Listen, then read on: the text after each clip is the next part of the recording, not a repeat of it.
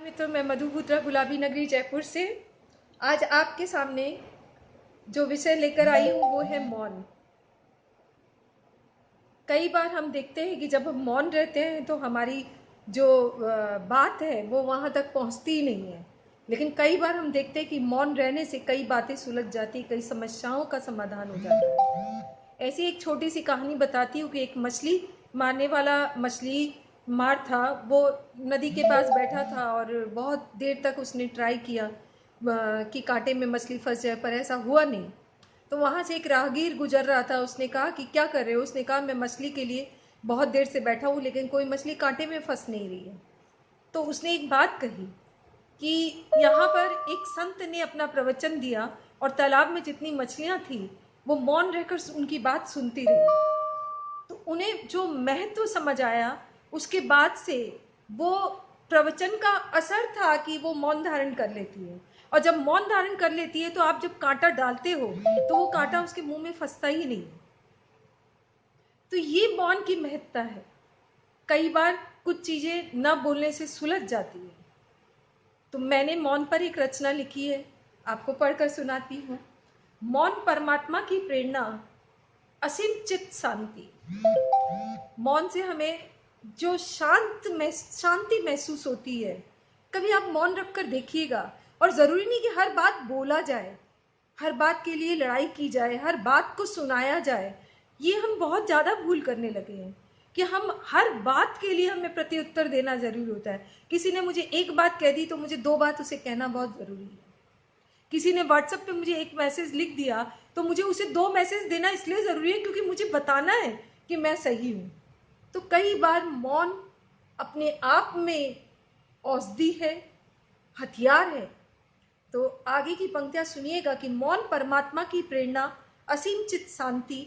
मौन दिव्यता का प्रकाश, अद्भुत भक्ति शक्ति। शब्द जहां होते शून्य, वाणी का होता लोभ। संत महात्मा जीते जी स्वयं को रखते रोग। यही तो महात्मा की निशानी है कि वो अपने आप को मौन धारण कर लेते हैं, रोक लेते हैं, हर बात का प्रत्युत्तर नहीं देते हैं। तभी तो हम देखते हैं कि वो एकदम बिल्कुल शांत चित्त आपको नजर आते हैं। नवीन रहस्यमय साधना संसार दिखाता, दैहिक आंतरिक तप और संयम समझाता। मृत्यु के बाद सभी की होती मौन की यात्रा, अंदर और बाहर का मौन हजारों को हराता। मृत्यु के बाद तो सभी मौन हो जाते हैं, लेकिन जीते जी जो मौन होते हैं उनके अंदर इतना पावर, इतनी शक्ति जनरेट हो जाती है कि वो हजारों को हरा सकते हैं। जागृति शक्ति से रोकते शब्द आदान प्रदान, चुप रहने पर लोग समझते मूर्ख और नादान। ये बहुत बड़ा भ्रम है कि जब कोई अगर चुप रह जाता है तो हम उसे मूर्ख समझने लगते हैं। हमें लगता है कि हर चीज बोलना जरूरी है, लेकिन नहीं। आगे की पंक्तियां सुनिएगा। मौन क्रोधाग्नि को शांत झगड़ों से बचाता, संताप और क्लेश बखूबी सबसे दूर भगाता। धड़कन जोड़ता मौन, प्रेम युवा राग गाता। धड़कन जोड़ता मौन, प्रेम युवा राग गाता। आंखों ही आंखों से अपना एहसास जगाता।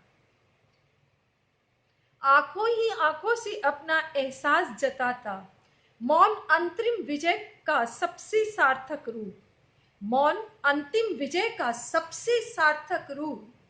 परम शांति स्वयं और सुखद औरों का सुखद स्वरूप। मस्तिष्क के उत्तम विचार, सर्वांगीण विकास। मौन जो रखते वो बड़े होते खास, विशेष एवं खास। मौन जो रखते होते वो बड़े विशेष एवं खास। मौन से होता नहीं किसी के अंतर मन घाव।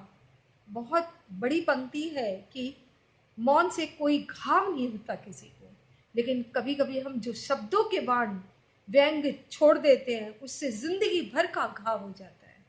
मौन से होता नहीं किसी के अंतर मन घाव, उमड़ते घुमड़ते रुक जाते व्यर्थ बुरे भाव।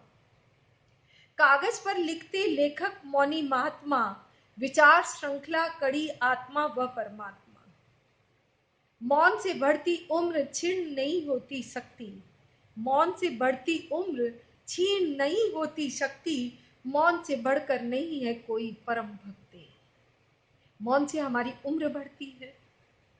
ये जितने कम हम शब्दों का इस्तेमाल करते हैं, उतनी ही हमारी आयु बढ़ती है।